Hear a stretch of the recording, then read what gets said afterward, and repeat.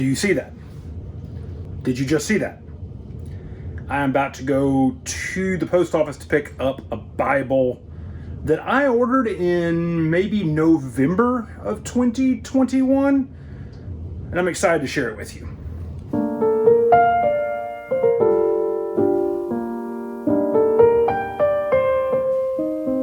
What's up? I'm Chad, and I make videos about the Bible, the spiritual life, and the everyday life of a pastor. And I'm here to talk about a Bible I have been waiting months to get my hands on. And this is my first look at it. And it said it was going to ship in January, and it's August, and they're here. So I opened these up at the post office because the box felt a little light. First impression, New Living Translation Journaling Collection Bibles. I got the whole New Testament set on this sale. It was like 40% off. So there you have them.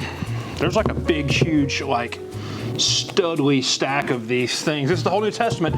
We're doing a couple interesting things before I open these up and look into it. So this is what they did.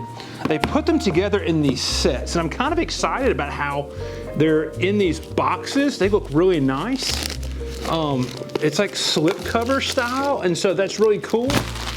They seem decently robust, and so this is what they did. So you've got 5 sets, 4 sets, 5 volumes. First is the People of God, says Matthew, Hebrew, and James. Then you have 2 sets, the chronological letters from Paul, which is interesting because then you have the Alpha and Omega, so John, 1st, 2nd, 3rd John, Revelation, keeping that together. Then the birth of the church, Luke, Acts, 1st and 2nd Peter, and Jude. So they've done some interesting things with how they've broken these up. Like you'd figure they'd make a gospel set. I'm gonna unwrap as I talk. You figure they would have made like a gospel set and then like the letters of Paul, that kind of a thing. But you know what? It makes sense. I like how they're doing this. Here's the thing.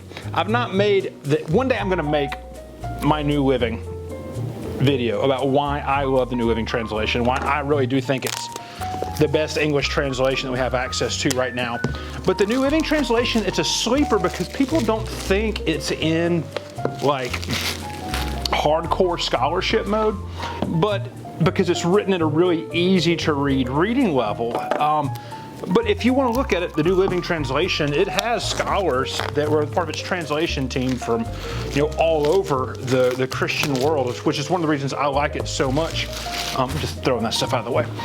And so this makes sense because you see what they're doing, I guess, with this ordering of it is they're thinking about the New Testament canon in terms of like really its canon. The only one that's kind of weird is this the birth of the church one. But maybe not. It puts Luke and Acts together, which makes complete sense. It puts Mark and 1st and 2nd Peter together, which, yeah, makes sense. Most people think that Mark was Peter's scribe, and so in a lot of ways, the Gospel of Mark, which most people think was the first gospel, really is kind of Peter's gospel. Yeah, it makes sense to me. It's also probably just like a marketing thing. Let's get all these things together. So, we've got these open. They're cool if you look at it. Guys, the design on these things is awesome. It's what I love. I've not even opened one of these up yet, but you see that you're using the same color scheme on all of them. And so these will look really, really, I don't know if you can see that. These will look super solid on a shelf. And these slip covers. And I'm not normally one to keep these sorts of things together because I completely will destroy these bad boys. But let me bring this over. Let's get a better shot. It's probably the thumbnail. Do y'all see this? Like that. That's gorgeous right there. That's the thumbnail shot. I don't like these kind of shots. Let's do this.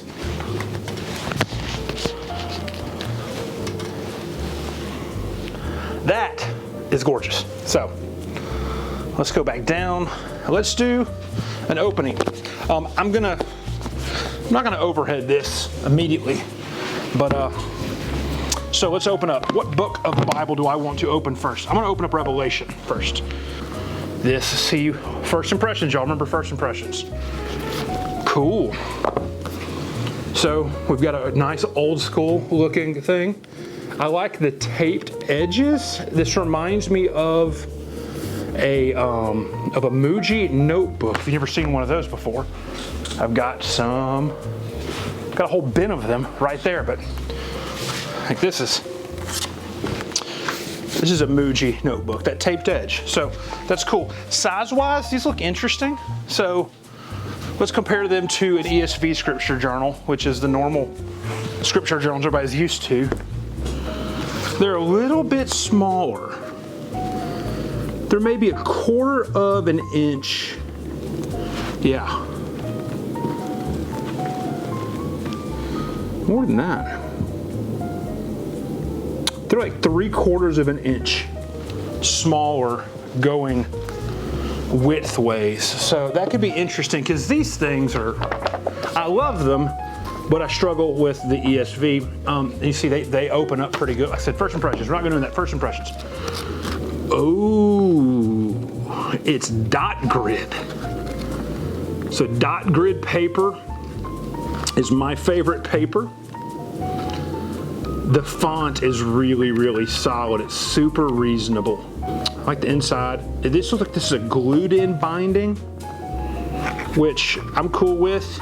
Because here's the thing, I'm not going to hesitate to destroy these things now that they're out in the wild, so I can buy another one. I'm not going to be nice to these things. And it's filament enabled. That's a thing with Tyndale House New Living Translation. I think it does something with an app. But I've had filament Bibles before, and I don't care about that. It's just I wanted a journaling Bible that was in the New Living Translation because that's my favorite translation. And I've not been reading the Gospels as much as I would have liked to, because I like to read the Gospels in my whole markup thing. I like these Scripture Journals for this. So it looks like if we pull out all of the colors, you get the same thing. The same like super cool pattern. You can see that? Yeah. That's solid. That's solid. Y'all, the Filament Scripture Journals are out. They seem really, really good. I'm a big fan. The paper is nice. Let's see if there's notes on what the paper is. There's instructions in the front to how to do the filament appy thing.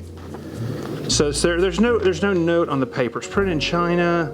I'm betting you, because I know some people are going to ask questions about pens and highlighters, that sort of thing. This is heavier than normal Bible paper. So I think this will take your pens and your highlighters, anything you want to throw at it, will take it reasonably well. I'm excited about these. I'll do a crash test, probably follow up after I've gone through one. This is the month I'm reading the Gospel of John. And so I will go straight into Gospel of John.